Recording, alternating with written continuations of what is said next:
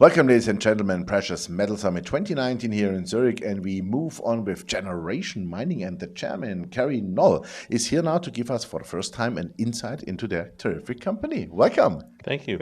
Yeah, great to have you here. Generation Mining, what's the company about? Where are you based? What are you doing? Generation Mining is a Canadian company. Our project is in Canada. Our head office is also in Canada, both in the province of Ontario. We're developing what is the largest undeveloped palladium property in North America. It's called Marathon Palladium. It's located in Northern Ontario. Okay, fantastic. So 2019, what was, let's say, the important things you did on the property? Well, essentially, 2019 was the creation of the company. We purchased the property from Sibanye Stillwater in July. Which we know well. Yes, of course. In July of 2019. Immediately after that, in August, we started drilling. We drilled 12,000 meters of drilling. Wow. And we also, and we're still waiting for most of those results to come back. The other main thing we did was we did a new resource estimate. And the resource estimate estimated that there was about 7 million ounces of palladium equivalent in an open pit deposit. And our next step is to do a preliminary economic assessment on those ounces, and that should be ready in December next month. Fantastic. When you say palladium equivalent, so Yes. there's other metals associated. That's right. Can you give us Sure. a little bit more detail? What is it? It's a multi-metal deposit, so about half of the value is in palladium, and then the rest of it is platinum, gold, and copper. There's almost 800 million pounds of copper, as well as 3.2 million ounces of palladium, 1 million ounces of platinum, and about 400,000 ounces of gold. Wow, that sounds like a big boy. It is a big deposit. Fantastic. So when you said you just, you're a new company, when you have IPO'd, how much money have you raised in the IPO, I would call it, and how much money have you spent, meaning what's the financial situation? So we raised $10 million this year, Canadian dollars, and we paid 3 of that, as well as some shares to Sibanye to purchase the property, and with other expenses around the transaction. And we've spent about $3 million on the property, and we should finish this year with about 2 million Canadian dollars left in the bank.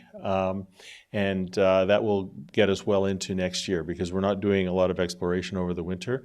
We will be, our next step will be to start a feasibility study on the project.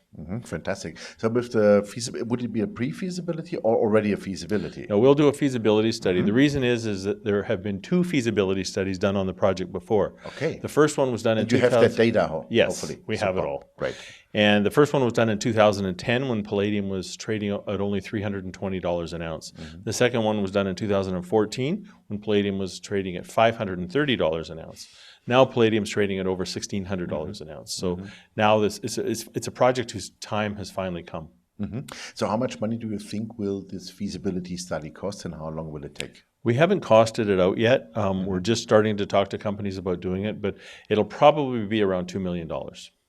Because of all the work that was done previously. Yeah, fantastic. So that's very decent, I would say. Yes. And do you have to do, let's say, from the old drill core, you do some relogging, or how does that work? We've already done all that. That's all done? We did that over the fantastic. summer. Yeah. Super. So we can say in 2020, the feasibility might be done completely? It'll be done probably in the third quarter of 2020. And at that time, we will restart the permitting program, because you need permits to build a mine, and we want to get that going as soon as possible. A previous owner of the company, previous to Sibanye, was called Stillwater, and Stillwater spent $35 million on the permitting process, and we have all that data, and we can use all that data. Yeah. So that's great that you have purchased that also. In addition, that gives you a lot of insight and confidence into the project for sure. So let's assume feasibility goes well, everything comes the way you wanted it. Then you can start permitting, of course, and then you want to bring it by yourself in production, or you want to partner again with Sibanye Stillwater? Well, they are our partner. Yeah. They have retained a minimum of 20% interest in the project, and it could, in certain scenarios, their interest could go higher. And so we've already got a partner in it. So the goal will be to build it ourselves.